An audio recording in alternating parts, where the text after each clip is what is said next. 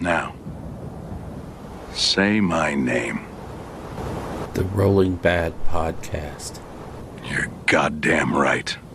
Coming to you almost live from the plains of Gur in Rio Rancho, New Mexico, it's the Rolling Bad Podcast, episode number 154. It is October 15th, and I'm your host, Bill. Damn, I feel destructive today. Castello, and with me? All the way from the den-cold caves underneath Halloween Town, it's Joshua Sweet Tooth Alt. I do have candy corn, by the way. Oh, do you have candy pumpkins as well? No. Oh, No, I'm sorry. you have to mash them together. Come on. You know, I'm old school. What can I say? So, yes, we are slowly recovering from an event out here.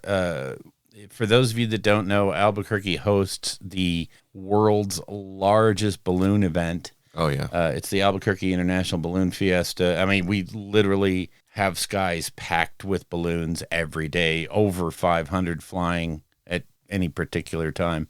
So, you know, in the mornings and evenings when they do their big shows, it's just crazy. And the traffic in this town goes absolutely bonkers for a week. We go from a town of 700,000, 800,000 people to over 1.2 million. Yeah. During Balloon Fiesta. So, Well, it's even larger this year because it coincided with the eclipse.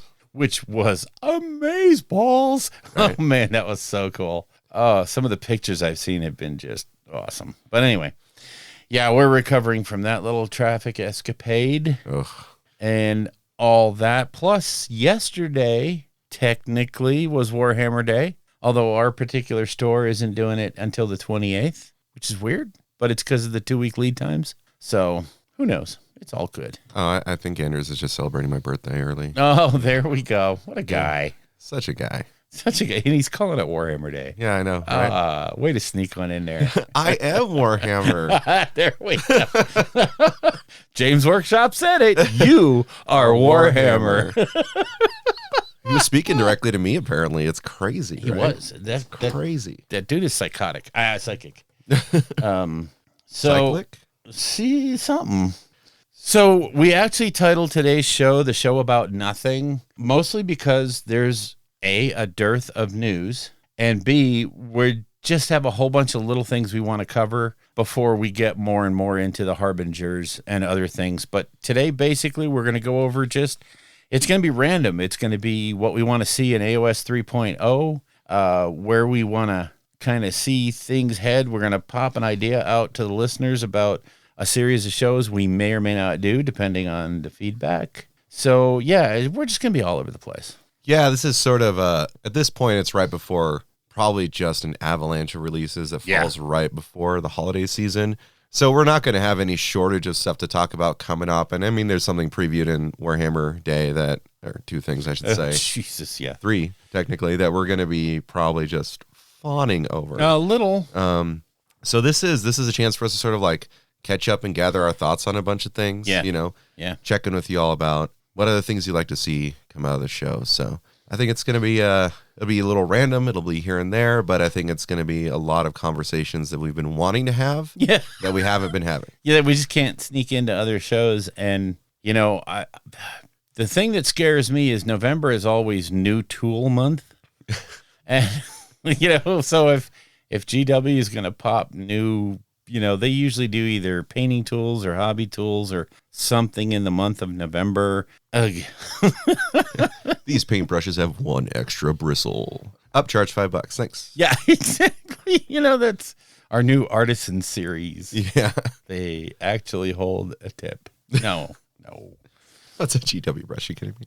You know, interesting on the painting phase where the one guy that was the product development guy, you know, he confirmed that the GW brushes are Winsor Newton. They are Winsor Newton brushes. Mm-hmm. The black ones anyway. But again, they're the ones I would imagine that don't meet the standards to be called the Winsor Newton Series 7 or, you know, any of their other major series that they have for the different forms of art. You know, but they're not bad. It's just the GW price makes them silly. I mean, hey, just because Crayola makes amazing colored pencils doesn't mean they still don't make crowns, right? So Exactly. Exactly. Crayons. I have a weird accent about that. Yeah, it's all good.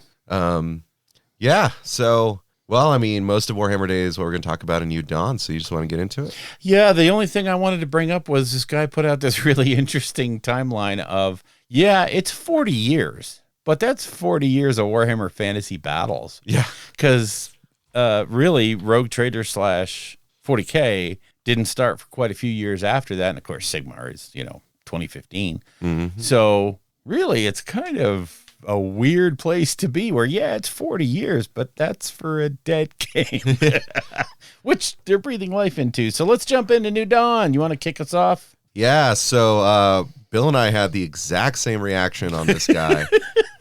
And first showed up, and I was like, why is there a chaplain on a dragon? Bill thought the same exact thing, independent of me. I was watching it when the live reveal happened, and I was like, that's really weird. I don't remember dragons in... Oh, it's AoS. Oh, it's... Oh, that's a Stormcast? Yes, it is. Ionist Cryptborn. He has come back. For all you lore buffs out there, you may remember he used to cavort around with Vandus Hammerhand. It was kind of like his homie. Well, apparently he's been in the realm of death and decided to upgrade his armor to full space... Chaplet. Just for being in death, he has black Stormcast armor. Yes. He has his skull helmet. He has his not Crozius mace. No. And he has a reliquary that he's holding and not hanging from his belt. So, yeah. He looks amazing. So good. Looks so good. Oh, my God. And they're going to faction lock him, I'm sure, behind, what's the name, the guys from... Hammers of Sigmar? Yeah, them. But I just wish they wouldn't, because he is so god dang gorgeous. Oh. Was he classified as a relictor? Is that what they are? The priests? He kind of was. He was Lord Relictor before. I want to say in the original 5 books, he was Lord Relictor until he fell. But I don't know what they're going to do with him, because they have free range now. You bring him back from the dead, you can kind of play with what he does for a living. So, unless they really change his Relictor rules, I don't care. He's just a great model. He's just a great model, and I hate the fact that he's going to be faction locked, but, maybe what they'll do is they'll have the generic version that you can build out of the same kit, which would be Knight or Lord Relictor on Drake, right? Yeah. But what they said for all of you dragon fans out there is that he's going to have his own army of renown that is all dragons. Yeah, because we need to get back into that meta. Woo! Yeah. What's that? Makes dragons or Drake's battle line? Oh, dear God. You wanted to add some teeth to the Stormcast? You did. Yeah, we have, we're going 6 wide on Storm Drakes now. Oh, Jesus. Could you imagine? Wow. Yeah, what's your screen? 6 Storm Drakes. Yeah. Okay, thanks. What's your hammer? What's your anvil? 6 Storm Drakes, dude. Just shut up. Right, and then you have, Knight Draconis, then you're going to have Ionis Cryptborn, and then maybe, a Knight Relictor on whatever. Yeah. What I will say, though, in terms of all of you narrative fans out there, should you exist, and you like playing your Anvil of Apotheosis, that kit is going to be prime for making your custom heroes. The Drake is not super gigantic, like it's not the... What was the dragon they had before? What's it called? Not Krondus. Not Krondus and Karazai, but the one they used to ride. The giant one, right? That one was just so awkward to kit things onto. Yeah. Right? This one looks lithe. It looks lean and mean. I mean, that's going to be a Terrorgeist. Yeah. Oh, yeah. It's going to have a Ghoul King on it. And if it doesn't bode well for what the future of that kind of monster is going to look like, especially, with some of the other kits coming up, I like where they're going. Yeah. I hope they're going down that road harder. Yeah. So. Oh, I do too.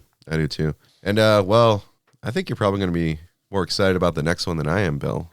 Well, the new Sylvaneth, I like the way you put it here, a new bug for Sylvaneth that comes with some kind of rider. Yeah, a new Sylvaneth hero on a bug that isn't Alariel, and he's an old hero. He's an old, amazing part of the faction, so I think they're going to put him out there as a alternative, a cheaper alternative to running Alariel, but you need a centerpiece figure. It's just a gorgeous, that bug is. The bug's next level. It's insane. It's so beautiful. And that's one of the things I actually talked to guys at the shop yesterday about, is that Sylvaneth, when they started putting the bugs out, they put Alariel on this amazing beetle, one of the most beautifully sculpted things they've ever done. God. Everyone's like, but more bugs, right? Yeah. And so, we got the Spite Rider Lancers. We got the... Years later. Yeah, I mean, Gossamer Archers have a bug on their back. They don't have wings, right? And I was like, this is what you need. This is leading into what you need to do. And what I hope it could represent moving forward is the possibility of mounted Kurnoth. Yeah. Because he's the first Thorn of Kurnoth. The first Thorn of Kurnoth, and he is a serious embodiment of Kurnoth. So I'm hoping against hope. Here's my ultimate hope, is that we take Dryads. You can take them or leave them, in the range, whatever. I'm not sure anybody loves them to death. No. But you also have some bug like that creature be out there in blocks of 10 or 20 and be, a battle line choice for something where you can have actual bugs just skittering out of the trees. I think that would be really cool for Sylvaneth, and give them a little bit more of that, not so much living tree identity as, I don't know. It seems to me like they're trying to break down some of that. We're just trees with legs and arms and cast spells. Yeah. And because that's been really prevalent in the range, and kind of weirdly, the older models really have fallen into this big gap. Yeah. There's the really new great models that are just amazing. And then you fall back to the sprites and the revenants and the dryads, and they're just so humdrum, so boring. So, and I'm talking about aesthetic wise, not on the table. I mean, everybody works on the table, but I'm hoping this is an aesthetic they lean into hard. Well, I'm hoping it really lends into an aggro build for Sylvaneth, because Sylvaneth is, God, it's a weird one. I mean, they're so cagey. It's like they're here, they're not. Yeah. And kind of kill them. They don't really have much hitting power, right? So I'm hoping what this does is really turn on Kurnothy and the Spite Riders, and really makes it so you have this army that's just like, no, we are in your face. That horn he's blowing is making us fight you harder. Yeah. I would love to see it. Give him some punch. Yeah. Give him a little bit of punch and be happy, because it doesn't hurt anybody. And those two things are part of specifically the next Dawnbringers book. I forgot to catch the name of it, but it's The Hunt or something like that, or Long Hunt.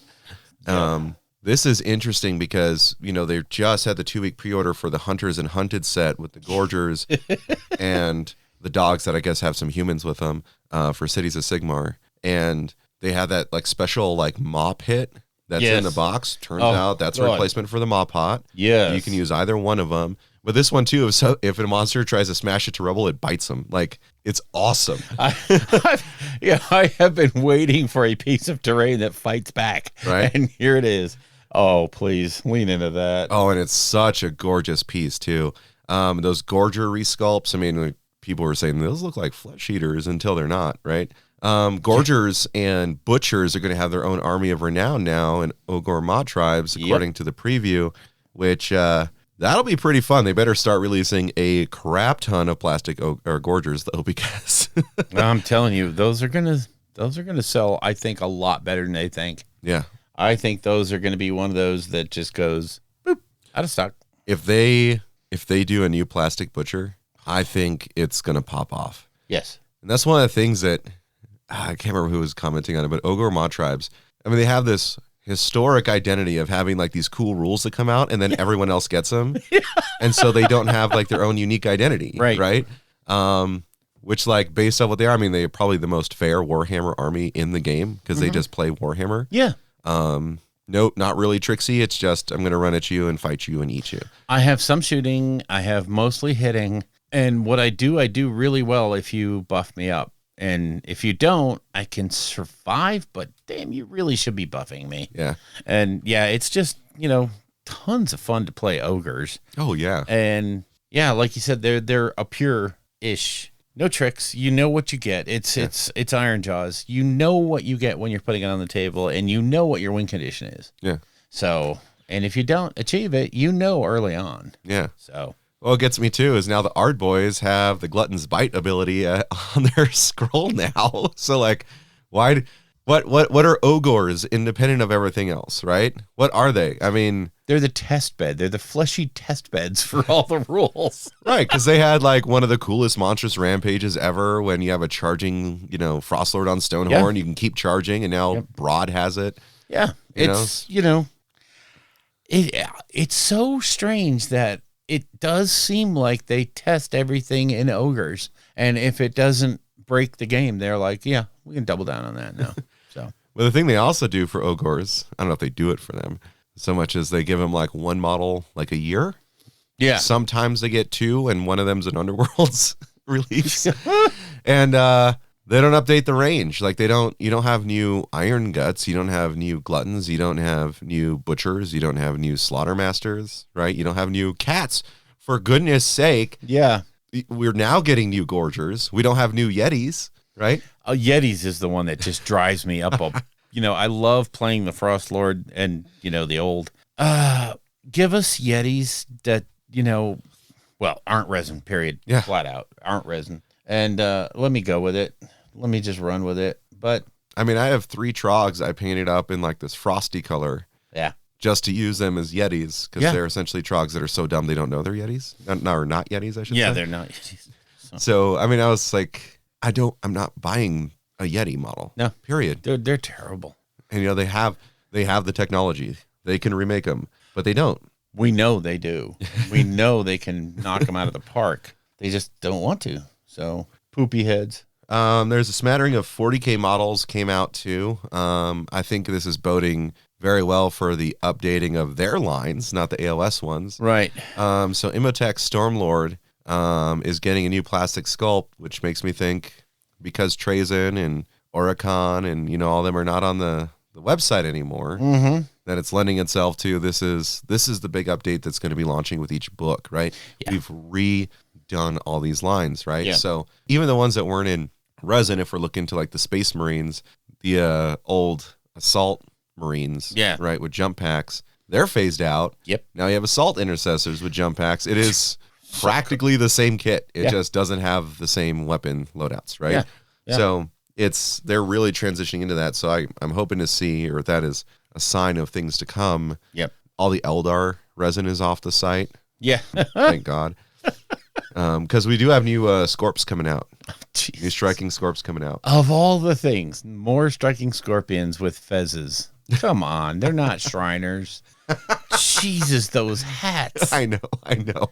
Come on. And this will be a dual release in Kill Team with the new Scouts, which I got to say both of them needed updates, and Scouts are still Scouts. Like they still hey, you can put a rocket launcher on this dude. This guy gets a heavy bolter. Like I am excited. I mean, Scouts are really, really good because they're cheaper, but they have weapon options that let you fill little holes in your army. Yeah. Things you don't do well somewhere else, you can make up for with a unit of Scouts. Yep. The idea that they're initially locking it behind Kill Team, I think, is going to just anger a lot of people.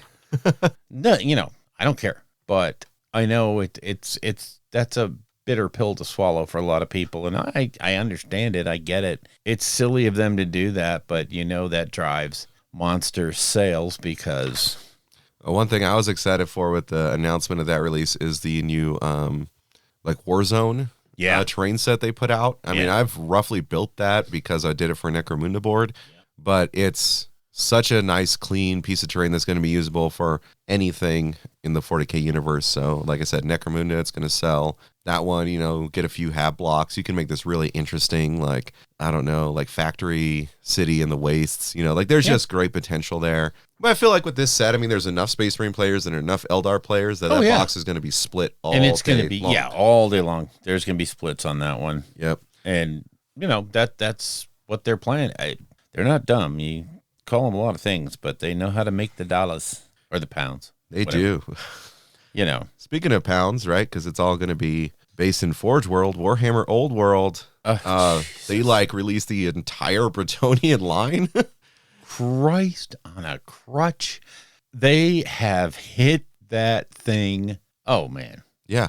If you're an old Bretonian lover and you're not absolutely already in line to buy this, there's something wrong with you, because it is just, the sculpts are gorgeous. And the idea of, so beautiful, so gorgeous. And I'm at the point now to where I'm like, okay, we've seen a lot of Bretonia. I've stopped caring. Yeah.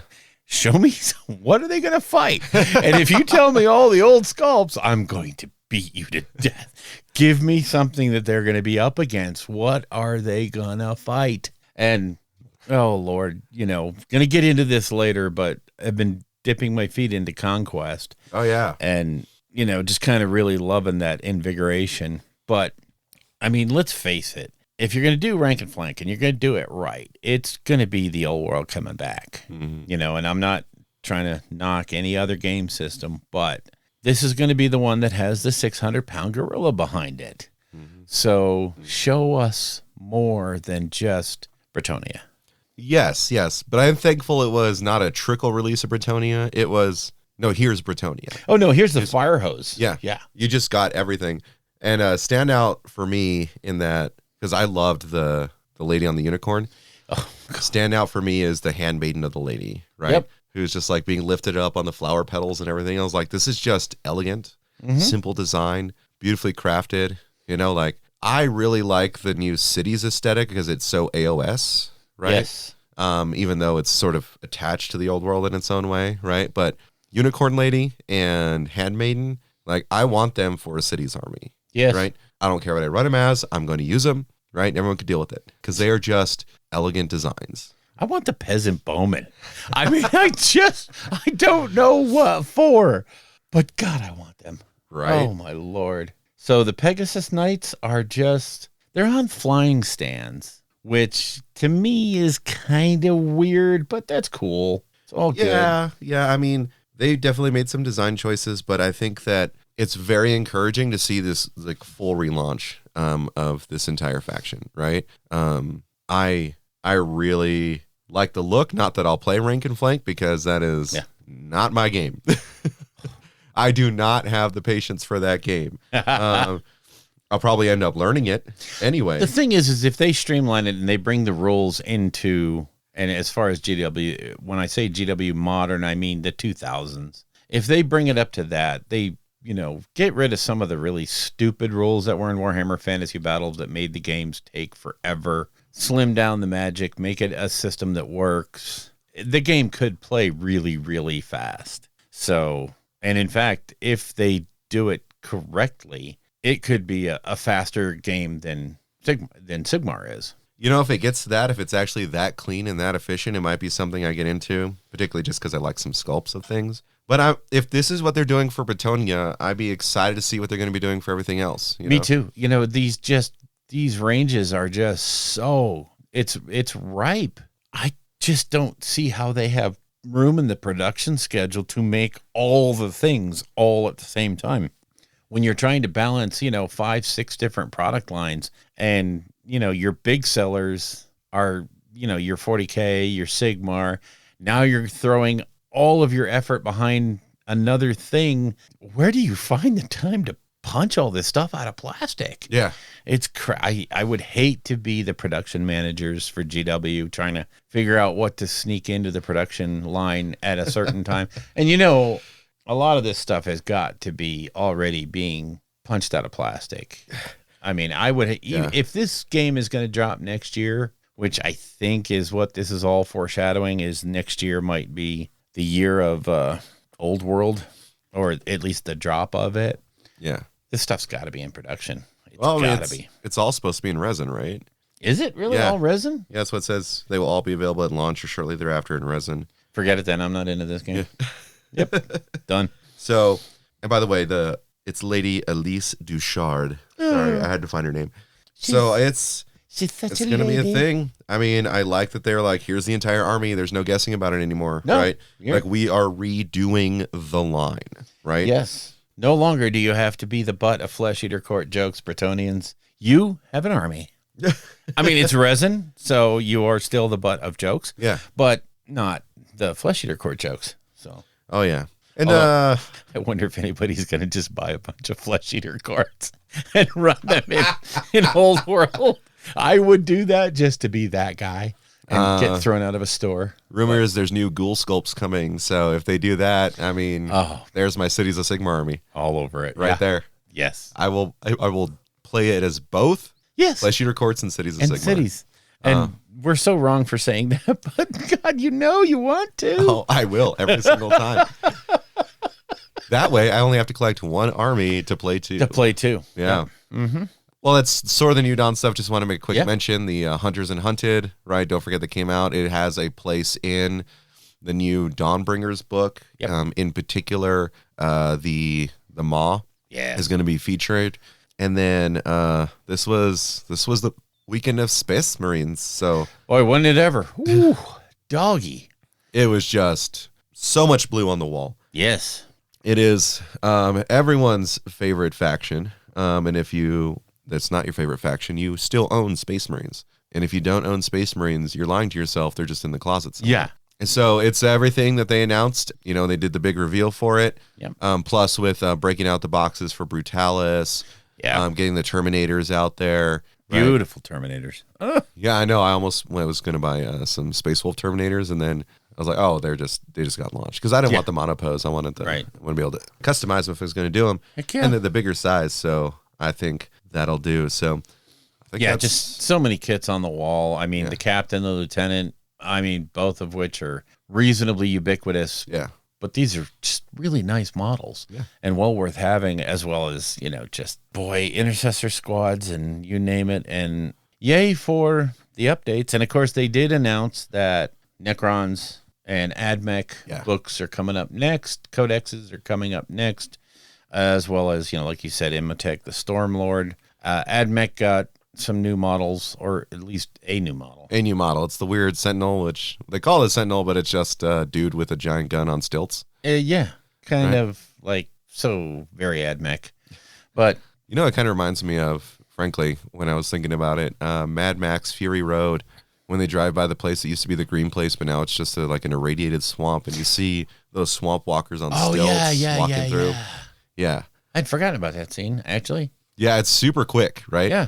It reminded me of that because the whole concept is that, like, if you're on a radiated wasteland, you don't want to be as close to the ground. Yeah, you kind of want to have a little bit of distance. So it's has an anti-tank gun and an anti-personnel gun because it's just a really tall sniper. Yeah. My only hope in the remake of AdMech is that they make the outer space robots from outer space better. So yes, there's way a lot of room to grow in AdMech and a lot of places you can pull levers and tweak and fix. Yeah. So I mean, they have them all over their bodies, so it works out. Yeah, it's handy.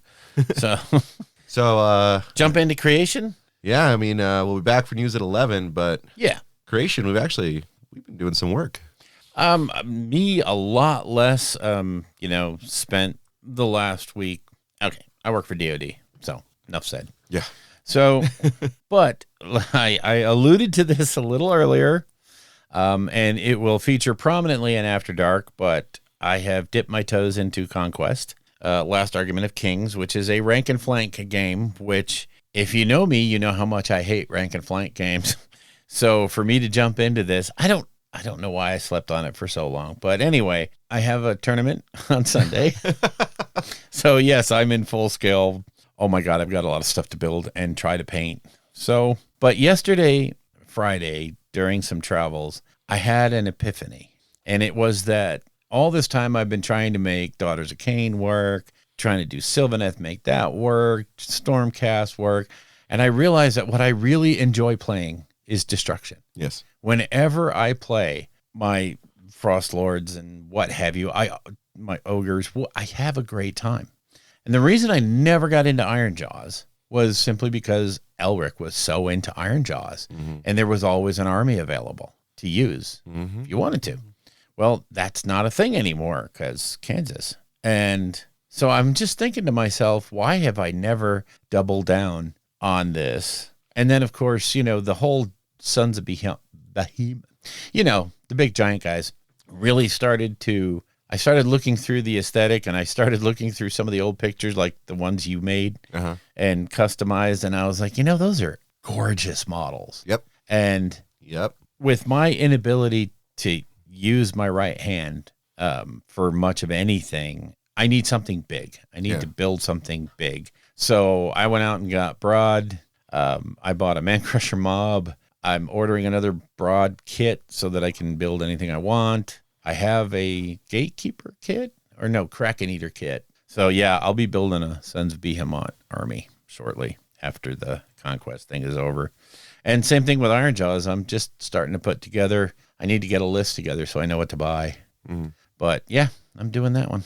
I mean, Destruction generally, aside from Gits, which I'm really working a lot on, is not terribly nuanced, right? It's just ABC and Smash Face. And if you're a Destruction player, I mean, you thoroughly enjoy that. Yes, there's some nuance to positioning and movement and all that stuff, right? But it's fair Warhammer, right? It's not, well, I'm going to cast this, Eclipse, which is going to make it so it costs double for all of your command abilities, and then I'm going to give myself a 5-up ward. And then I'm going to castle back here and then teleport where I need to be at any moment. And, it's like a 45-minute hero phase. Yeah.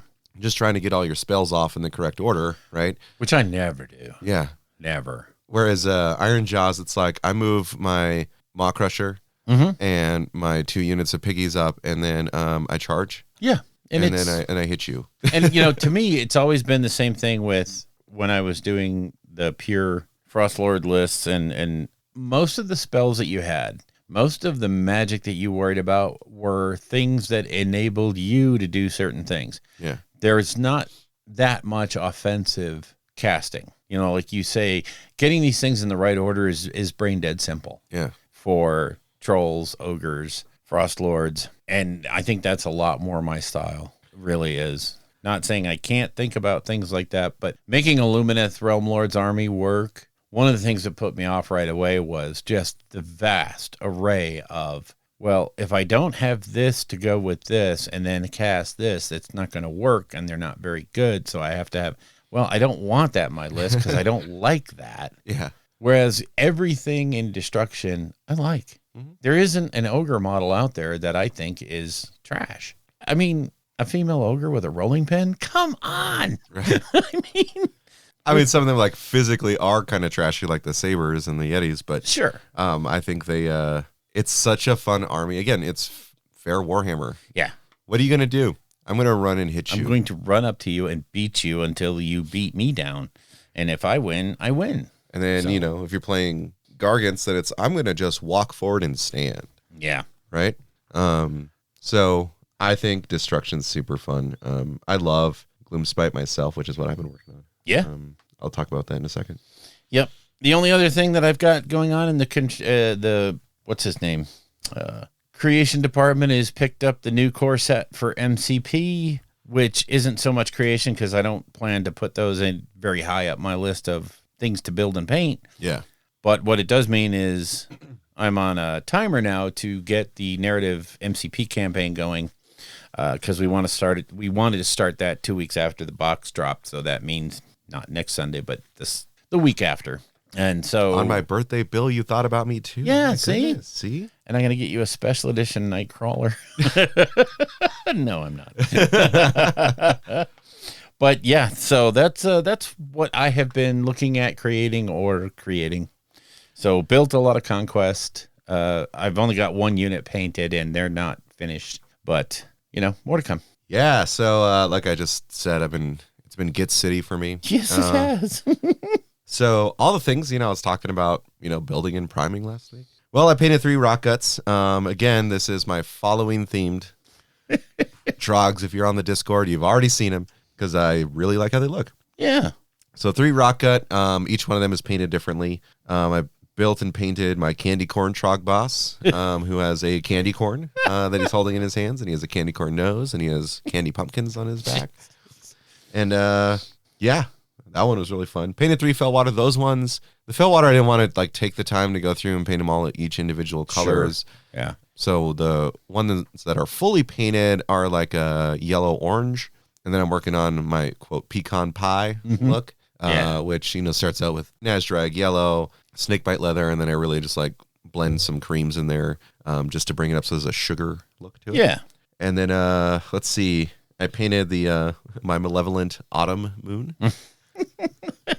So that one I have the base. So it's got the smoke kind of on the bottom and the top. Smoke on the bottom is like orange into red, and then it goes to a brighter yellow for the top smoke, and then all the stuff that Bill so kindly gifted me last time is coming, because I've used that to base everything. Nice. Right? Yeah. Even the Loon Shrine, I have those like dried leaves like coming out of the entrance of it. I love it. Love it. So I added that. It looks so good. Man.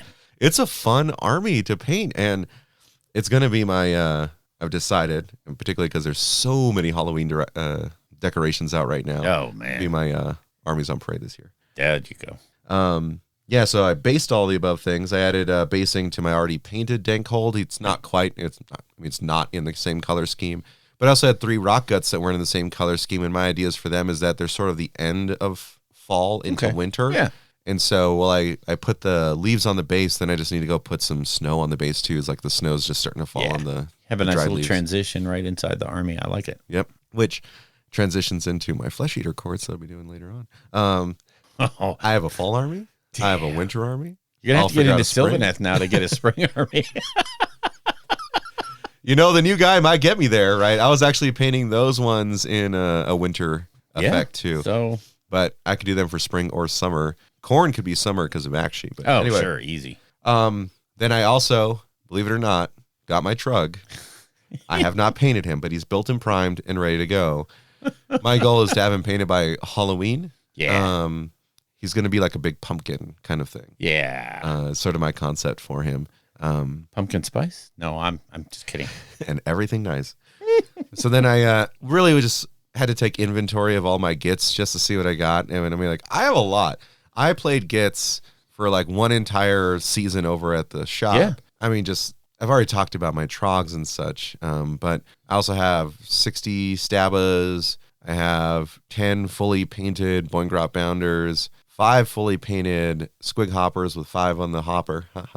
I've got a fully painted Loon Boss on Giant Cave Squig, fully painted Loon Boss on Mangler Squig. I have a sub-assembled, mostly painted Mangler Squig. Jeez. I've got Scragrot, not fully painted. Looking at him again, he's not too far off. I just need to fix some things. I've got 2 Fungoid Cave Shamans, which are just about finished.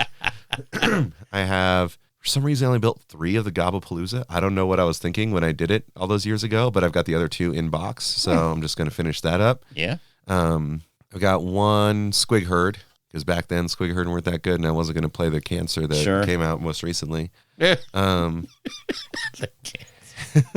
Wow. Tell us how you really feel. Oh, what I really feel is I also have Zarbag's Gits fully painted, and I have Greenkrot's Underworld Band fully painted. I may use them for a Warcry event today if I don't just fold and go full squigs.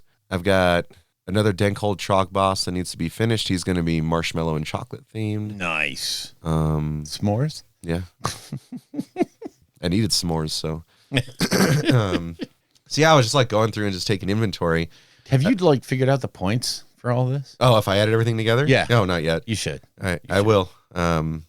It's probably pretty up there. Yeah. I'm thinking it's more than 2,000. You think? Yeah. Yeah. Okay.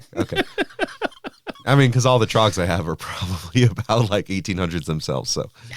I don't know. Maybe I'll do it while we're on the show and give you guys a report at the end. There you go. Yeah. But that was my creation.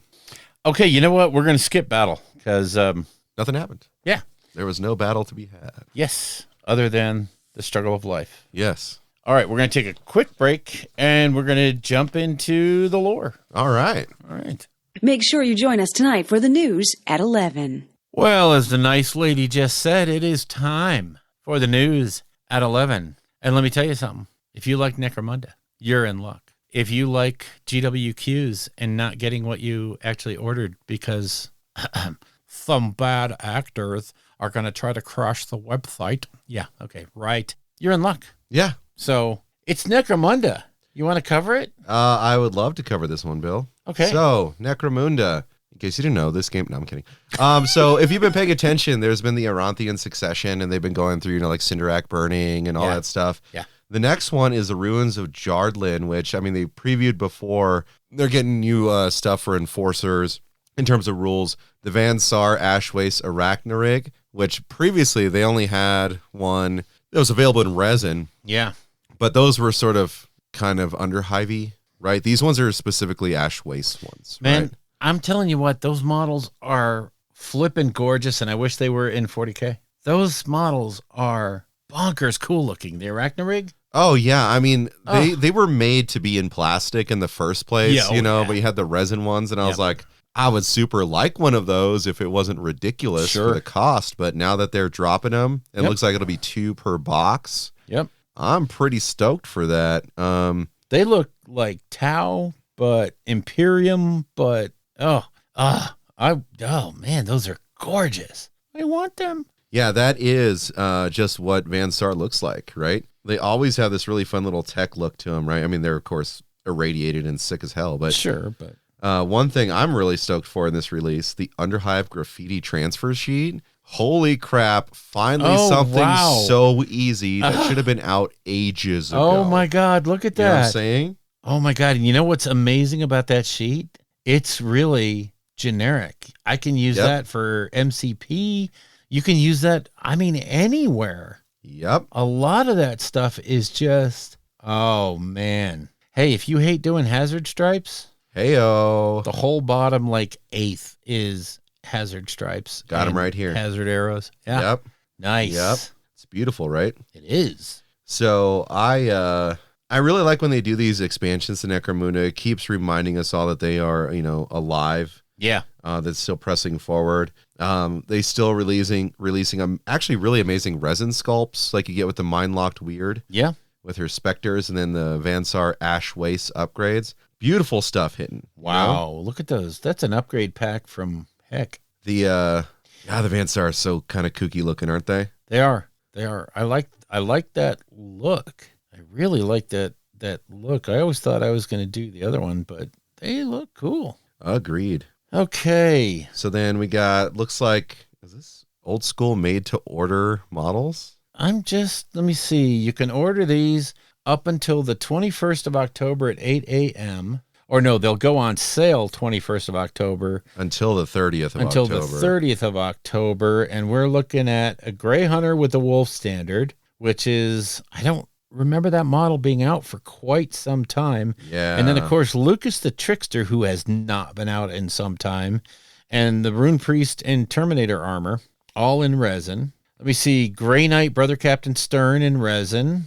Death Watch Captain Artemis in plastic. The Inquisitorial Warrior Acolyte in metal, because, everybody wants metal models. And then 2 pairs of resin servitors. Servitors with plasma cannon and servitors with multi-meltas. So an interesting array of made-to-order things that sort of defies the...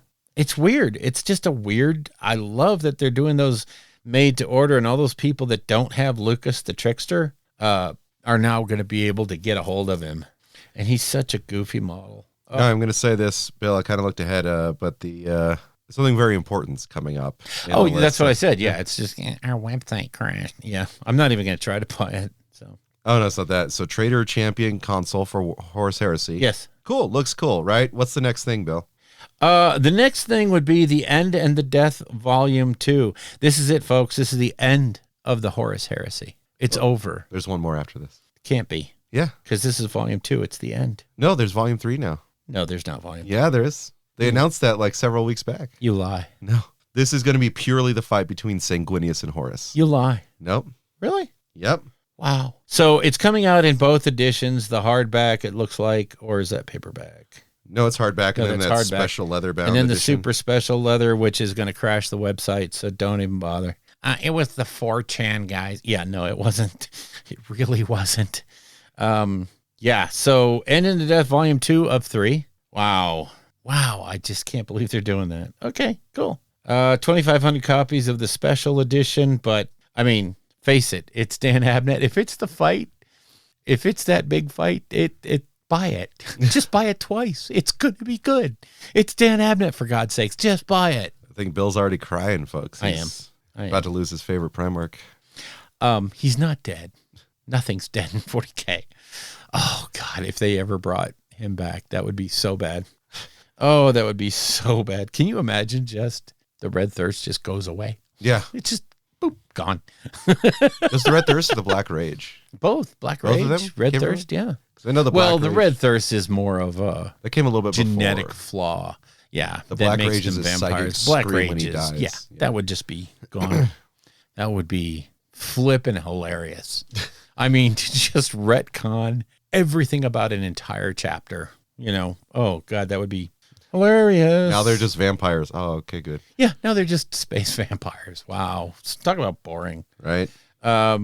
Also in the book department, you have the Word Bearers Omnibus, Anthony Reynolds and others, I would have to imagine. But it's going to be a bunch of Word Bearers stories. So always good if you're a Word Bearer guy. We got Dead Men Walking on MP3. Looks like we got some French translations for Forges of Mars and Catachan Devil. Mm-hmm. And Kazakhin goes into German. Yeah.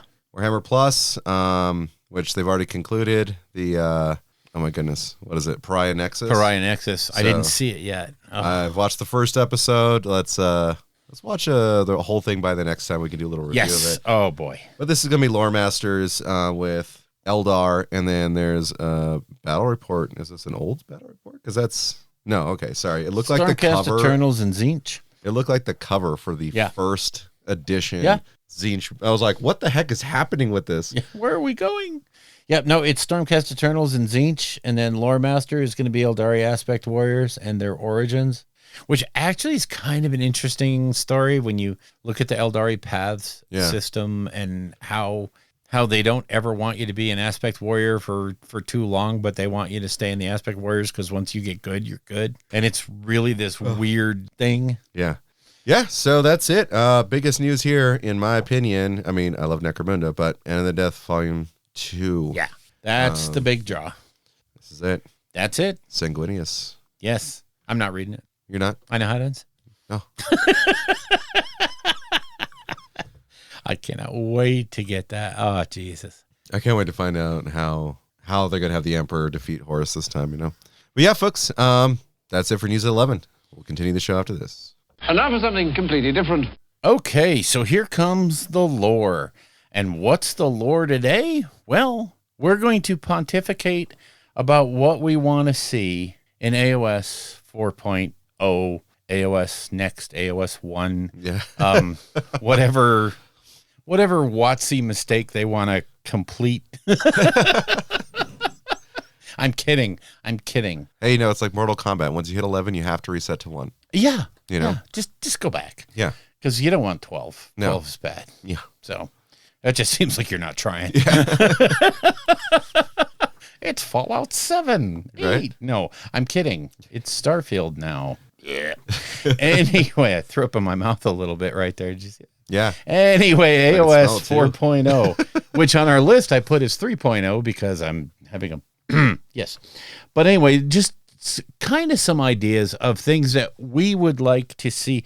And I'm going to preface this by saying I don't see a lot broken in the game right now. I don't see a lot of need for sweeping changes. Yeah. But if they were to do so, some of the things that we would like to see, personally, I would like to see them maybe take a foray into something that isn't, and I know this is heresy, but not a D6. Give us a little more granularity with like maybe a D10. I don't know. I know it's a pipe dream, but just think of the money Bill. you could make selling new dice. My inner commissar wanted to end this just now when you said D10. I mean, that's like an RPG thing. I mean, if there's anything that's currently streamlined, it's you only use one dice. One type of dice, I should say. And, again, this is why I don't think they will do it, is because the D6 works just fine. Mm-hmm. And it makes a +1 impactful. Mm-hmm. It makes +2, oh my God. Yeah. And so, yeah, I'm not saying it needs to change. I'm just saying there's design space there to change up the dice a little bit. I agree. Or maybe not, the whole game, but maybe certain subsystems of the game. Yeah. Maybe magic goes on a D10 or something. I don't, I'm just spitballing here. But yeah, I would kind of like to see with, a bigger die, you get more granularity. You have more ability and you have more levers to pull. Again, a +1 on something and -1 on something is a big impact on a D6. Yeah. So that's you have to be very, very careful when you make a change to a war scroll that changes something from a 5 up to a 6 up. You've gone from the realm of possibility to the, oh my God, that'll never happen. Exactly. And so, just a thought. I don't know. They do what they do. Yeah. I mean, that I don't know if it's going to happen. I don't think so. I think they have enough like independent or different kinds of dice when they bring in, underworlds, right? That I don't think they're really going to try and switch it up. Yep. I don't, and I'm not saying that's a must do. It would just be interesting to see if they expand that scope a little bit. Yeah. So that's going to be a tough sell, I think. It would be. And to me, it's not huge. The one I really would like to see, and I think would require a fundamental rewrite of a lot of sections of the rules.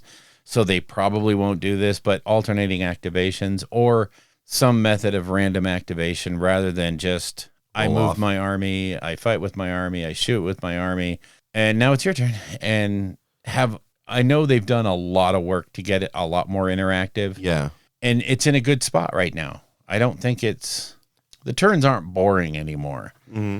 However, there could be more. And I know all the games that I play that are alternating activations are infinitely more fun.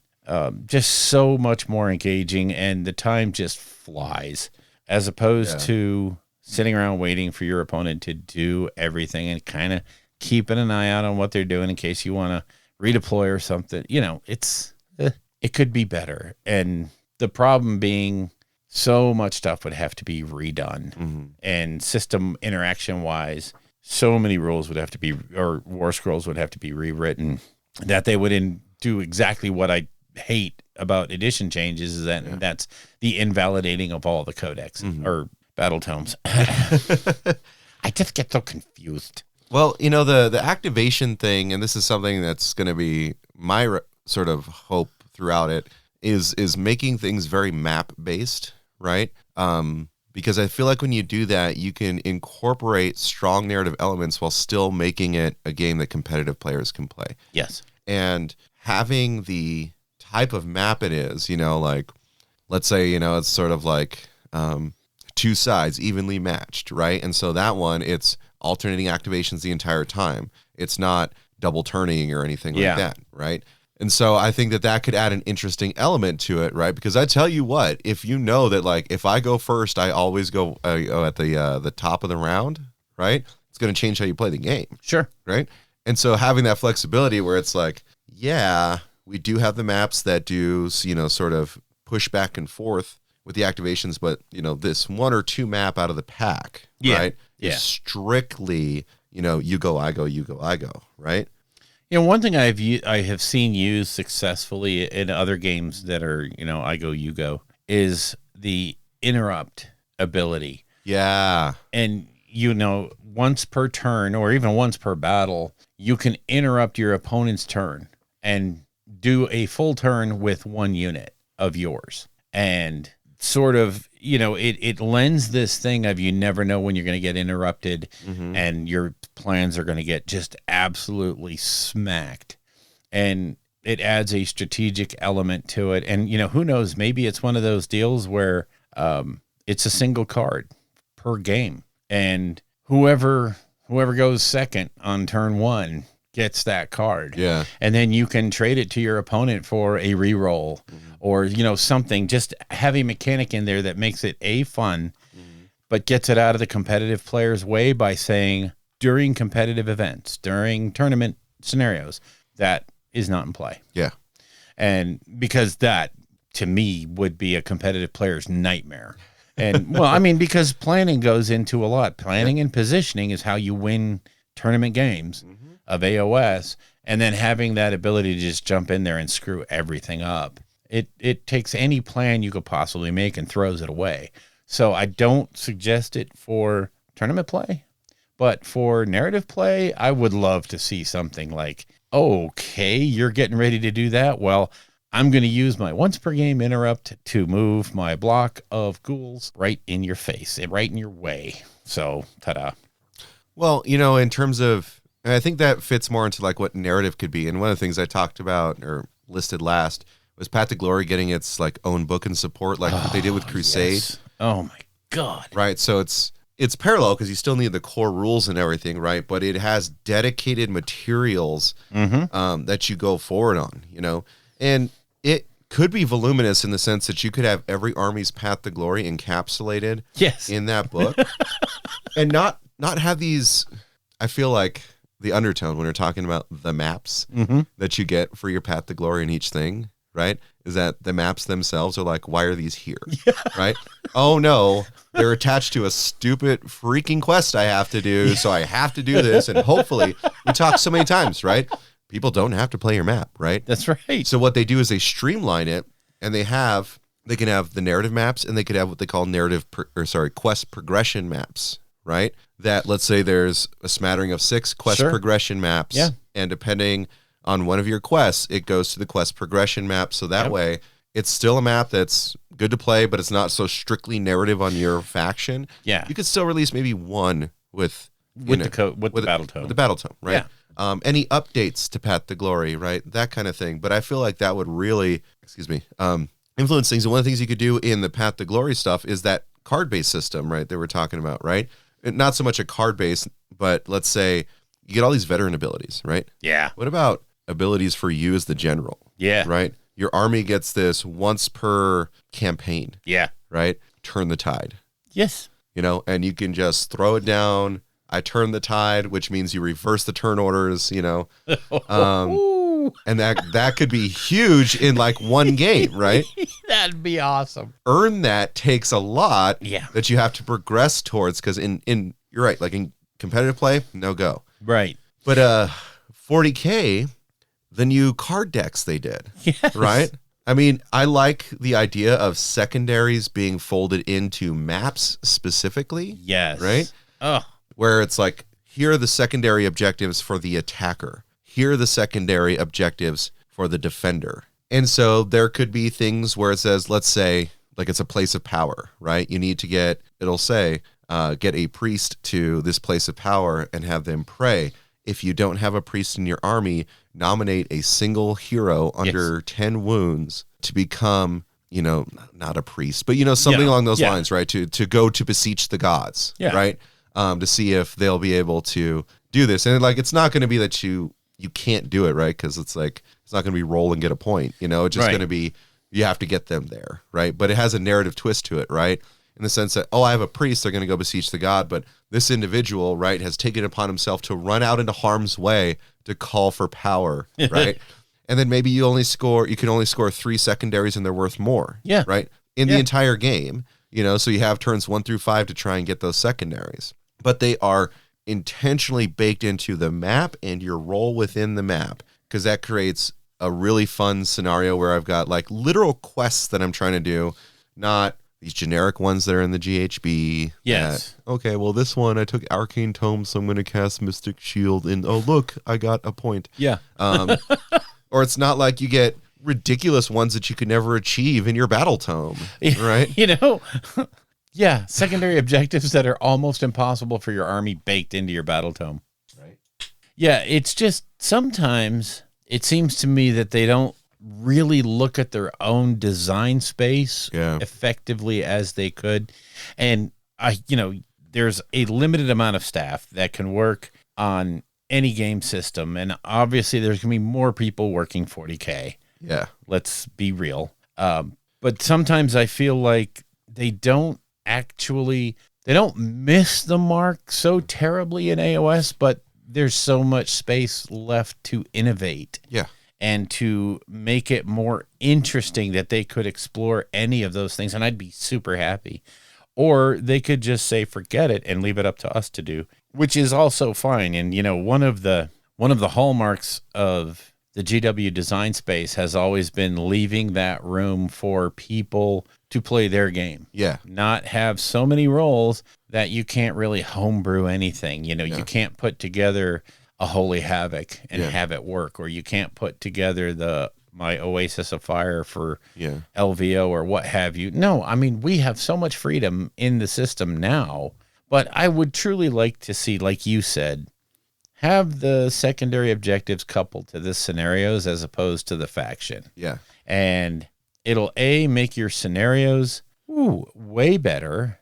B, you still have to have some secondaries with the factions Yeah.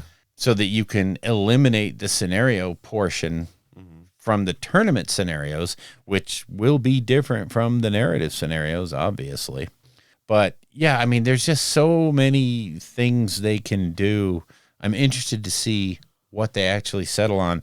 And what you said here about a book for Path to Glory, sign me up. I'll buy it.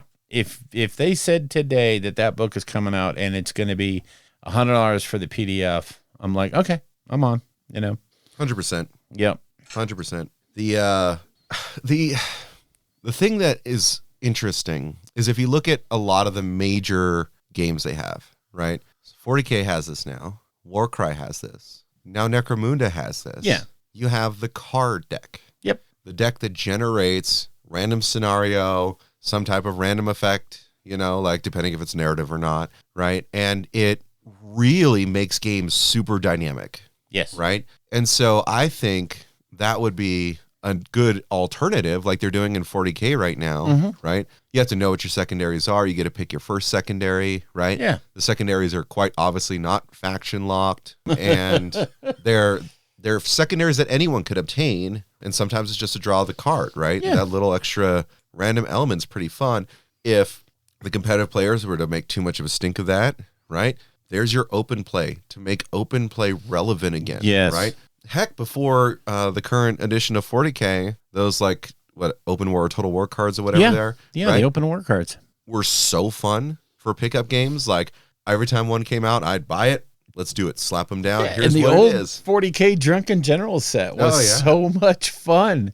I mean, the Maelstrom set was so bad, so ill-considered, but it led to some of the funniest games ever played. And they were actually great fun. And I know there was a couple of channels that did these one-off battle reports now and then with the Maelstrom decks.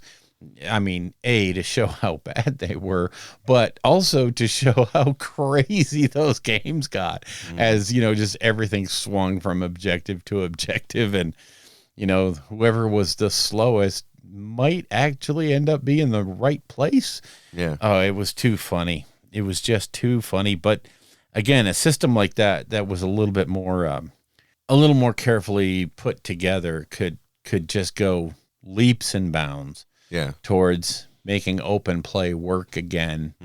Because honestly, you can kind of say that almost any game is open play, but in reality, it's not. People pick a scenario and just go for it. Yep. So, but you could have a lot of fun going down that road. One thing I would truly like to see them do, and I know the editing on this would be a pain, but you got a new edition. This is your chance, but shore up all of the rules that have the exact same effect. Give them all the same name. I'm not saying go back to a list of, USR's universal special rules, but if something has an effect in one army, make it have the same effect in every single army so that you can make sweeping changes to the game. Yeah. Easily. And, there's just so many different ways to lower rend by one. And they all have different names, and they all have different textual things that end up being magenta print on orange backgrounds in a battle tome update. Yeah. And it just, you could get rid of that by just stock standardizing a lot of, if the army's going to have this effect, it's written the exact same way on every war scroll across the entire faction. Don't have these tiny little wording changes that lead to all this. Well, can that guy actually do that? Because it says they can, the Tyrannid fac. This unit can not eat itself. Yeah. Eat a unit when it dies to gain health. Well, can it eat itself when it dies to gain health? Well, they actually did a fact. Now, like you said, that's an interpretation of the rule that is so out there because when a unit is destroyed, it's removed from the board. But can they do their special ability before they are removed from the board? Well, if you just written it right, you wouldn't have to do a FAQ on it. So, and again, I realize that, the total amount of man hours that's going to be required to just do all those edits is probably onerous, but it's something you can look at. Yeah. I don't like USRs, but there is a place for them. Yeah. So I think Battle Shock really needs an update.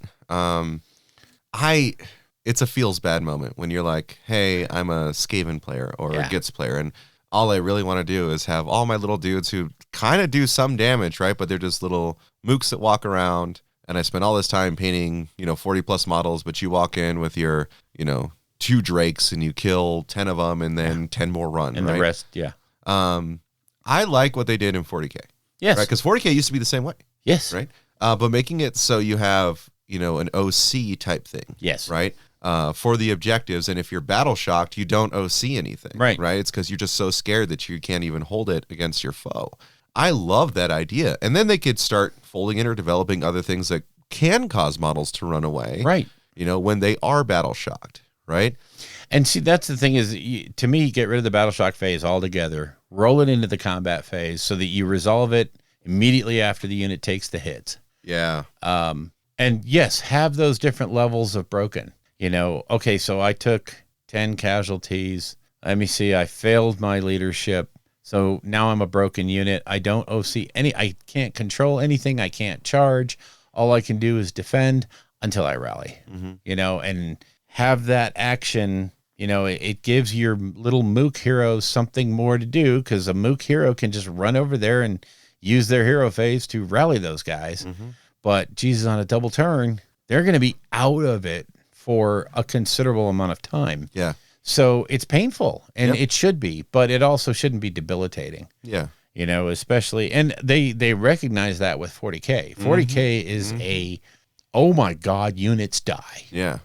Now, and the double whammy of then losing them to morale, that just hurts too much. Yeah. And in AoS, I think if anything comes from the 40K rulebook, I think it will be that system that ports over. I hope it will. And I truly hope they bring in that objective control rating to the units, thereby invalidating every battle tome. Well, that's what you want to do. You want to force people to buy new stuff. Yep. So those index it to start. Yeah, and this latest edition of 40K has been amazing for just everything you have is now invalid. Everything. And you have to have the new stuff.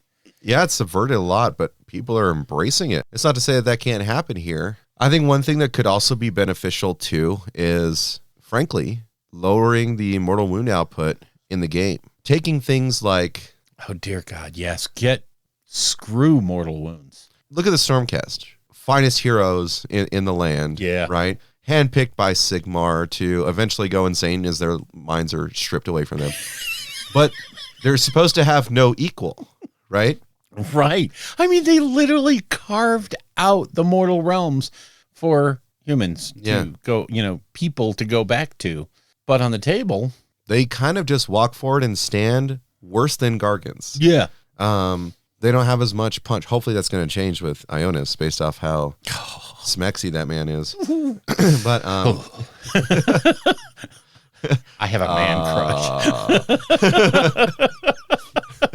Well, that's the end of the show, folks. I have to leave now because it's getting real weird in here. But lower the mortal wound output. Yes. And take a lot of, and I like that they did this in 40K, take offensive spells. Yeah. And make them attacks. Yes. Make them attacks. That will streamline the hero phase for support spells. Yep. Right? And then, I mean, granted, it's sort of like you have to make a choice, right? Yeah. But whatever we can do to not do away with magic, but and not restrict it, but focus it. Yes. Yeah. Narrow the scope, narrow the focus, make it impactful, but make the decision-making process hurt. Yeah. Because right now it doesn't. It's a pretty Magic is almost scripted. Yeah. Based on what you're playing, what army you're playing, you have to get these spells off to make things work. Yeah. And that's bad. Yeah. And it then feels bad when you don't get those things off. Mm-hmm. And yeah, it's just, and yes, across the board, they have used mortal wounds as a crutch for so long that now you cannot swing a dead cat without seeing in a battle tome units that are just mortal wound generators. And they are there simply, they have used that as a balancing mechanic for so long that it's out of control. And to me, a unit that does mortal wounds should be something that is avoided on the battlefield at all costs, because it is horrendous to face. Yeah. And, I gotta say 40K got it a lot better. They fixed it up, and honestly, I don't see how transitioning that to AoS is going to hurt anything. Yeah, no, I would agree with that. I mean, I'm thinking back to Flesh Eater Court's 2.0 Battle Tome, right? And we'll talk about Flesh Eater Courts in a bit, but they didn't have a ton of mortal wound output. No. Their mortal wound output was, I think they had a couple of spells, but mostly they just upped attacks, and then you had the Terrorgeist, and then the screams from the crit flares, which they never go off because it's based off bravery. Yeah. Like sometimes you spike a 12 and you're like 5 mortal wounds, and they're like 5 up ward. Oh. Yeah. So, but the Terrorgeist was a terror. I mean, it was able to come in, attack, pile in, attack again, and the mortal wound output from its bites was next level. Yes. Right? And that thing was a terror on the battlefield, right? It's sort of the thing where they've had these like save stacking wars, which, by the way, that's something I would like to see changed. Yeah, another. Like make it so you can only go +1, but you can't stack further. Right. So that way Ren's not completely invalidated, because now it's like, well, I have to stack Ren or do mortal wounds. And so the mortal wounds are the answer to the save stacking meta. Like it keeps creating a problem crazy. And like just patching stuff on top of it. Right. And it's this malformed statue that is no longer the edifice we wanted it to be. It's one of those things where we're like, how do we fix that problem? We got to dial it back. Make combat relevant again, make shooting not so powerful. Yeah. Right? Like there's got to, I mean, I'm not saying I want everything to be perfectly balanced, right? I'm not Thanos over here, but I want snap every army to be in the mix. Yeah. Right? Granted, when you don't release a battle tome for them for 4 years, or the battle tome you do release in the new edition might as well have been printed last edition. Sure. Like, that's insane. Meanwhile, Lumineth Realm Lords is on their 6th 3.0 battle tome, right? Yeah, because we're fine tuning. No, you're not. You just actually made him. You keep making him better, and inadvertently, because then you nerf the. But Jesus, it's. I don't want to say it's built on a house of cards, but there's a couple of systems that are just literally not even remotely optimized. And by making all these little incremental changes that you've made to those systems, you've made it more complex than it needs to be. And I don't, like I said, I don't think the system is completely broken right now, but a few easy changes, and I'm talking about the changes you made in 40K. Yeah. They port over really, really well. That objective control mechanic is the number one perfect thing you have to bring to AoS. And then from there, you start to be able to work on the morale system a lot and get rid of the battle shocking silliness. And now, like you said, all you have to really do is go back and look at mortal wounds and how is that impact where you really want it to be? Yeah. Or is it now so prevalent that not generating mortal wounds means your army sucks? Yeah. And in this meta currently, that's the case. If you're not generating the mortal wounds, you're not in the game. Yeah. So, and it shouldn't be that way. It should not be any particular function of any unit is the defining element of whether or not that unit makes it to the field. Yeah. And you're talking about wanting to balance out how the units are played and the internal balance of the units in the battle tomes. Well, reduce the mortal wound output of everything, and you start to see that balance come back. Yeah, make it much more about the combat, right? Make it much more about what we really want to do here, which is go to war, not just and fight. I mean, like, look at Blizzard Wizard and how much that was just terrorizing people, where it's like, oh, teleport over here, 46 mortal wounds. Yeah. What? Yeah. What? Nothing should do that. No. Right? Like, the equivalent thing in, like, 40k May, it wasn't even the freaking Wraith Knight. Like, that thing could do 2d6 at most, right? Yeah. It's so frustrating to have all these different armies, but it's like you don't have the mortal wound output because your units don't do that, and so you can't be in the game, period. Yeah. And it's not so... I mean, I think there's good balancing out there because, well, not good. The balance out there is that they've thrown out a lot of ward saves. Yes. Right? Yes. To try and curtail that. So they keep creating problems and solutions for those problems, which create further problems, right? We've got really good saves. Okay, well, we need to get the mortal wound output to drop these stormcasts. But what they didn't anticipate is that the mortal wound output is much more effective on these, one wound model units. Right. Okay, well, then what we need to do then is increase the ward saves, right? Or, like have a god that can get everything a 5+ ward on the battlefield. What's happening? It's just saying that they keep stacking the problems and solutions on top of each other. Yeah. Instead of looking at, which might be fine, some elimination. Yeah. Make some of it go away, and all of a sudden you now have more design space to work with. Yeah. So now we started to look at army updates that we want to see, and I think it's pretty obvious. The first one that's on the list, Stormcast need something. Yeah.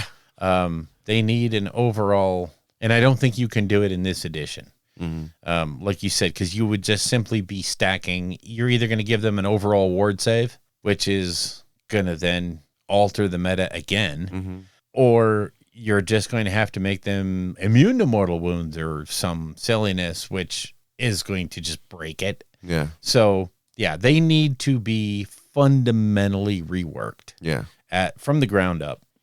And one thing we've noticed, and I'll say this, when they started talking about the changes for 10th 40K, and they talked about there's going to be some very deep changes, and everything changes. They were serious. Yeah. I mean, I joke about how they invalidated every single codec, but they did. These new cards, the new indexes, the new format for what a unit looks like is brilliant. Yeah. And it decouples the stat line from the weapons. Yeah. Which is something they've always needed to do. And they're willing to do these things. Yeah. And at this point in time, I'm willing to see that in AoS too, because it's working in 40K, I think. We're still so new in the edition that yes, there are hiccups. Then let's face it, there's Eldar.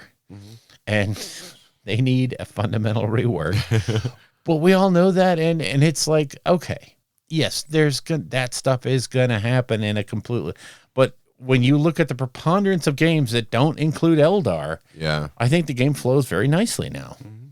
And you can do the same thing with AoS. I'm not saying the game doesn't work now, Yeah.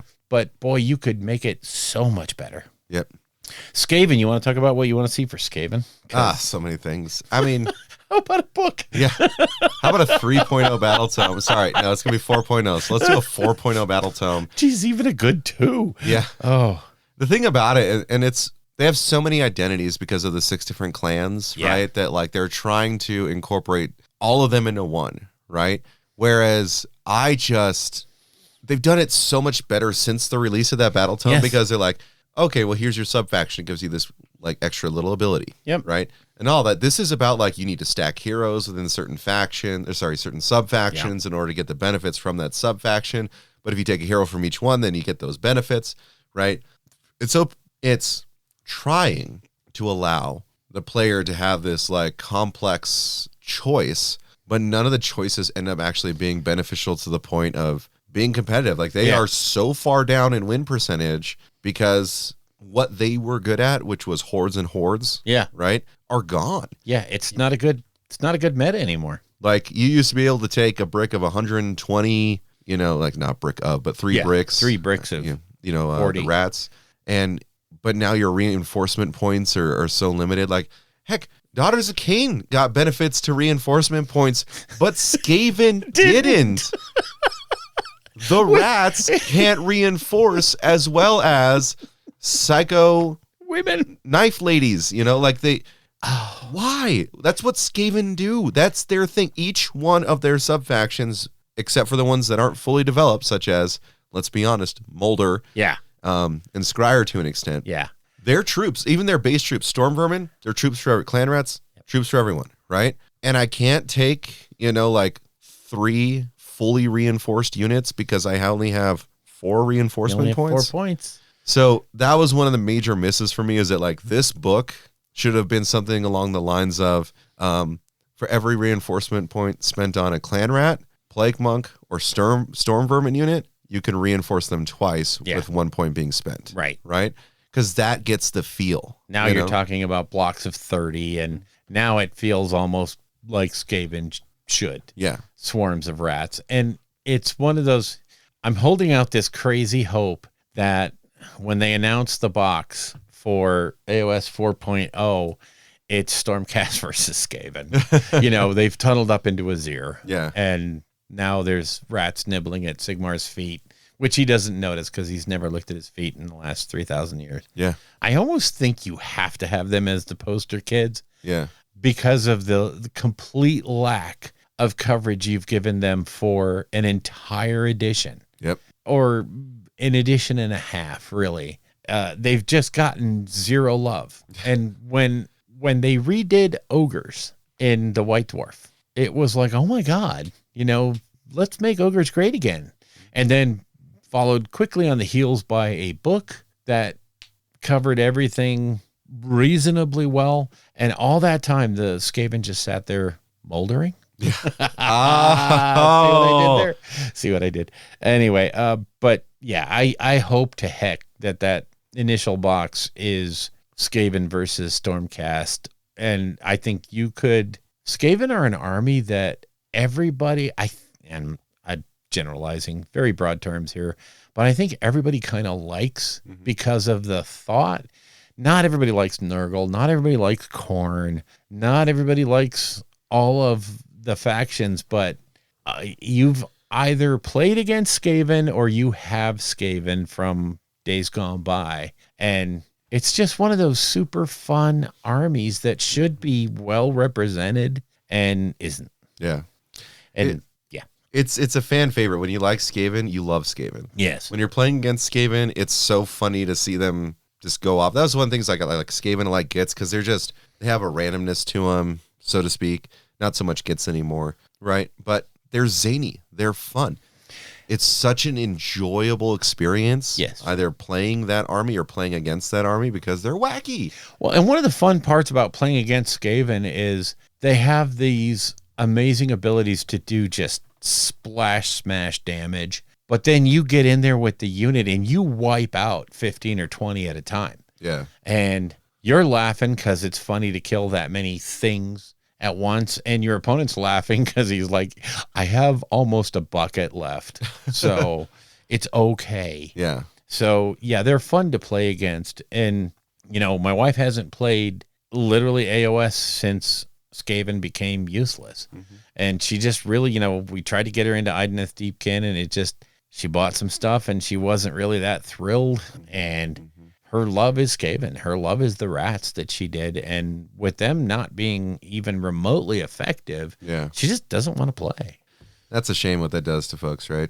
I mean, Skaven has amazing design space. Next to Flesh Eater Courts, they're probably one of the most interesting narrative factions because of how zany they are. Gits are pretty cool too, but I really like them. So they're not the only ones who are kind of suffering right now, because Night Haunt could probably use a little love too. Yeah, they could seriously use a kind of a rethinking of how their core mechanic actually interacts with the game, and how everybody else sort of has their core mechanic in one way or another. And it tends to having the ability to just simply ignore an entire portion of combat, the rend not being a thing with them because of their etherealness, is super strong. And at the same time, they have categorically reduced their ability to do damage to opponents. So being incredibly defensive is useless if you can't take an objective. Yeah. And the ability you have to, take objectives from bad guys is it's not a fun hill to climb. No. And so I don't think they see the table as much as they possibly could if they had a little offensive punch.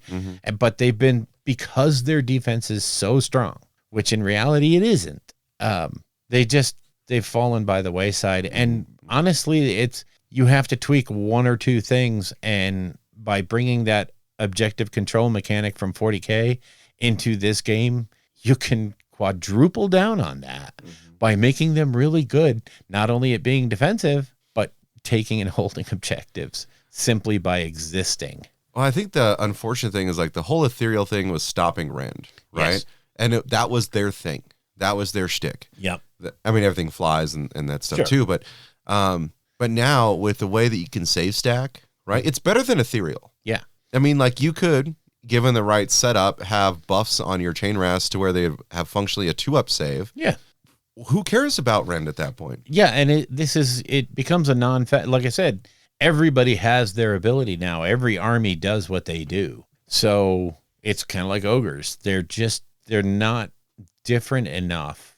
And you have to make up for that somewhere else. And by taking away their offensive punch, their ability to do damage, which at the outset, when they first came out, that ability was incredibly strong. No one had it. Now everybody's got it. And it's that law of unintended consequence. When they came out with the ideas for save stacking and max +1 -1, those were all good concepts. You just didn't realize how it was going to hit certain armies.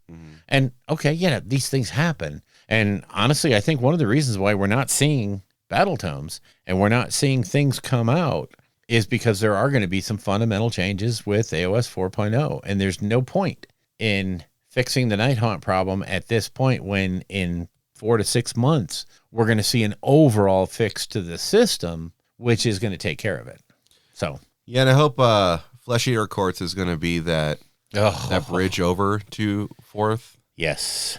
Because, please. I mean, they've been sitting on a 2.0 battle tome for like, I think I was right, 4 years or so. Yeah.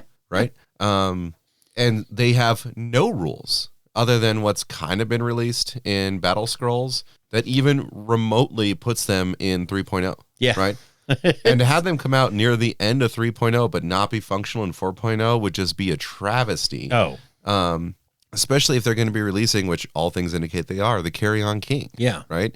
Like, I really hope that this is sort of an announcement of 4.0 in its own way, right? Like, hey, guys, look at these things. These are just subtly different enough to indicate to you what we're going to be doing. And then when 4.0 drops, like, they're already prepped for it. You know, like Soulblight was, right? Yeah. Soulblight was prepped. They haven't had a new battle tome. No. And they've been rocking and rolling. And they literally had a 3.0 battle tome in 2.0. We knew it at the time, but it wasn't that obvious how good it was going to be. And you can do the same thing. To me, if the Carrion King comes out and he is underwhelming at best on his War Scroll, I'm going to be happy because it simply means that they didn't waste their time on making him good. Yeah. And in addition, that is going to have fundamental changes to it. And that to me is okay. You know, if you have this guy who you threw together, but now in the next edition, here's his actual rules, and he's going to be really cool, and he's going to be the beginning of a new line. You know, first armies I've ever played was Flesh Eater Courts. So one thing if they do that kind of phasing, you'd think of it like the Lion, right? Because when the Lion came out, like, he was pretty good. Yeah. Right? He could hit real hard, but, you know, he didn't have a ward, right? No, he didn't have a Feel No Pain. Special. You know, he had the Emperor's Shield, but all he gave him was a 4-up invulnerable save. You're like, why? Who cares? Yeah. But then his card dropped, his index card dropped, and then he's got a 3-up invulnerable save. He's -1 to wound. He bounces wounds back on a 6. Yeah, he still doesn't have a Feel No Pain. Right. But he just deletes a knight per turn. Yeah. And so if that's what they're going to do with Carry-On King comes out and he's compelling. Yeah. Right? Like, he's strong. He synergized well with the army. Great, but it's sort of like he's not like Catacross. He's not faction defining at this time. He doesn't define the faction.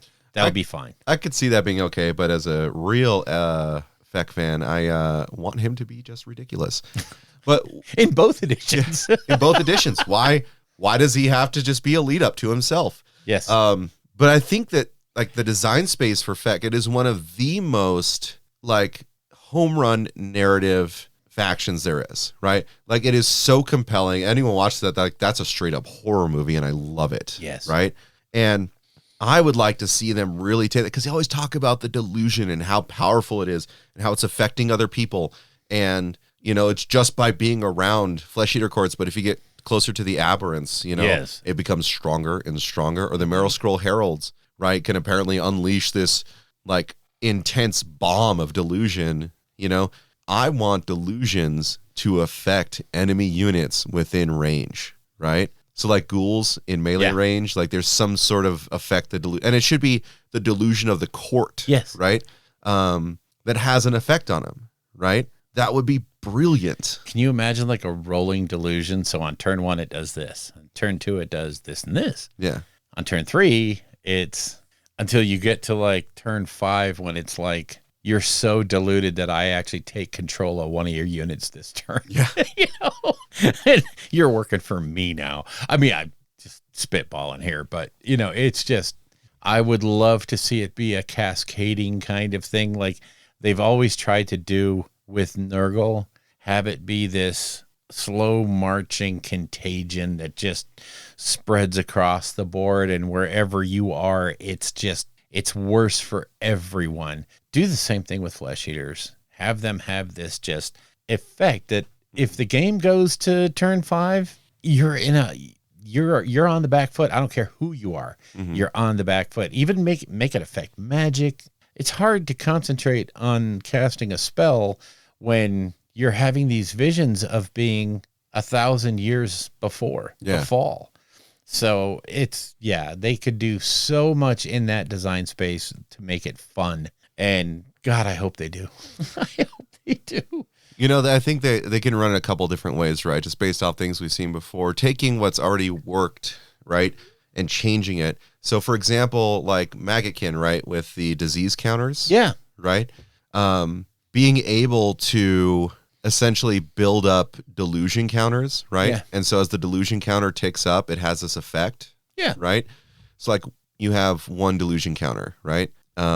And let's give it something stronger than would otherwise be anticipated. It's -1 to wound. Sure. You know, the flesh eater courts, right? You get up to 2, it's -1 to casting for any of those units. If it's not -1 to casting, it's -1 to hit in shooting, right?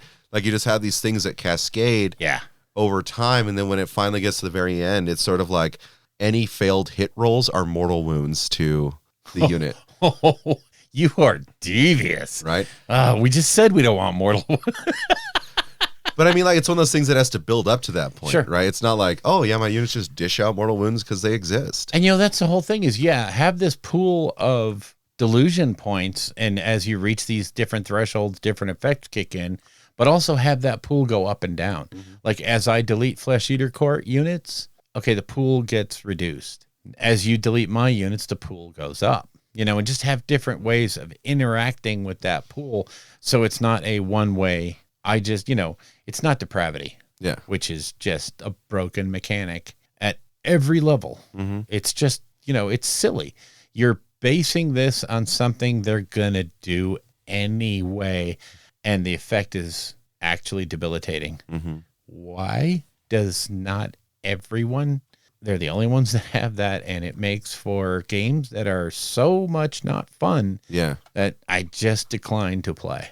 I'm sorry, I don't need to spend 3 hours of my life just being sad-faced all the time. So anyway. Well, I think the change or the way it could be different between Feck and Slaanesh, right, is that Slaanesh is always giving you a choice, right? Yeah. And it creates this NPE situation, whereas the delusion is just occurring. Yeah, right? It's just it's out there, and you have to seriously fight it. And the Meryl Scroll Heralds, right? Like one of the things they could do is that enemy units within, not wholly within, but within 6 inches of them count as being a turn above on the delusion table or whatever it is. Yeah. Right? Or the Carry-On King, like if he's in combat with you, it's as if it's turn 5 or something. I don't know.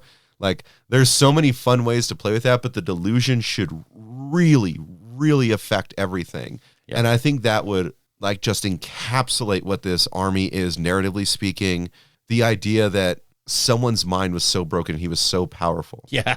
that he can literally cause people to hallucinate. And they're not dead, too. That's one of the crazy things. Yeah. I mean, I think they should really minimize the core tier mechanic, right? Have like a clamshell that gives you like maybe 3 different core tier options, and it's for your ghouls, your knights, serfs and knights, right? Just have that in the same box, right? And then so almost everything's like a Vargolf in a way, you know? Yep. Make that more streamlined. Make Terrorgeist great again. Yeah. I mean, God. But that's another thing too, is that the Terrorgeist was their main punch, and then when everything started getting ward saves and they couldn't use Feeding Frenzy more than once, right? Their output went to nothing. Yeah. They're not even fun to put on the table. Yeah, I mean, like, you have these things like run over, and I should be able to delete this unit. Why didn't I kill 10 Blissbarb archers? Yeah. I don't understand it. Not only did you not do that, but the counterpunch took you out of the game. So, and you're like, I used to sit there with Terrorgeist the entire game, and it was only when they got down to like 5 or 6 wounds that I started to think about, I should do something to help him. Yeah. No. Anyway, let's take a quick break, and we'll come back with more AoS 3.0. 4.0. Sure. AoS next. Stormcaster, cool. All right, we've had our breakfast and we're back. And have we covered all of what we want to see in AoS 4? I mean, maybe not everything, but I think it's sort of a lot of what our thoughts have been kind of building up to now. And of course, we'll have more thoughts as things start to progress, particularly after I finally get my dang flesh eater quartz. Yes. So, and we see what those might possibly look like. Oh man, yeah. I'm excited for when change comes, right? Yeah. And you know, they put us on a clock of like 1 year for the season of Antort, right? Yeah. Getting into 4, I mean, this is what Dawnbringers is doing, right? Dawnbringers was, you know, the same thing as we saw with, oh God, what was it called? Broken Realms. Yeah. Before, where Kragnos was introduced, right? Which, like, has anyone seen him on a battlefield recently? I don't know. I have one. He's not built. Right? He exists somewhere. You know, he was major hype, and then he was like 700 points and didn't have awards, so it became an issue. But I think there's so much space there to work with, particularly when they can just look back and say, you know what? This stuff wasn't working. Yeah. So we need to make sure that we take the time to address that situation. Yep. You know? And I mean, don't blow up the Mortal Realms again, but no, you know.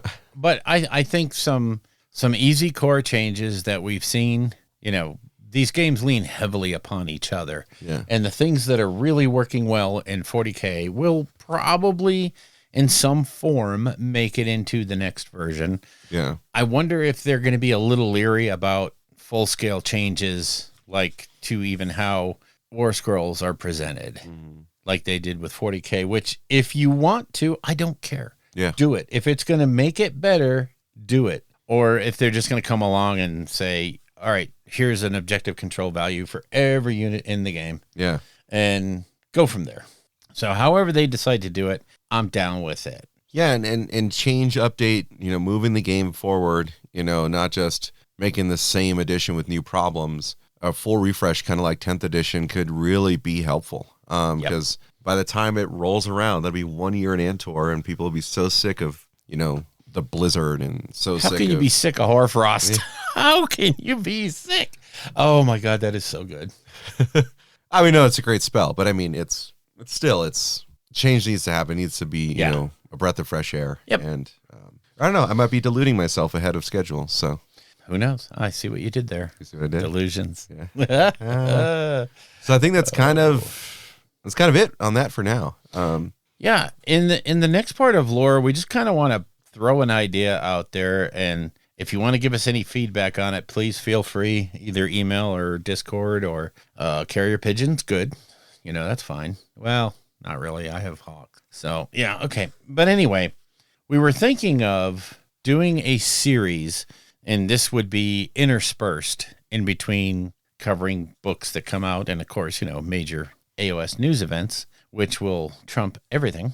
But we were kind of looking at maybe taking a faction and developing, while we're here, 2 lists a Josh list, which is going to be a little bit more competitive, a little bit more, Josh sees synergies that I need like 6 weeks to figure out. And he like looks through the book the day it comes out. He pulls the shrink wrap off and goes, hey, this is good.